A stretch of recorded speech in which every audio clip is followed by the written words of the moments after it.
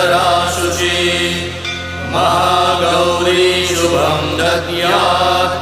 महादेव प्रमोददा सर्वमङ्गलमाङ्गल्ये शिवे सर्वार्थसाधिके शरण्ये त्र्यम्बके गौरी नारायणी नमोऽस्तुते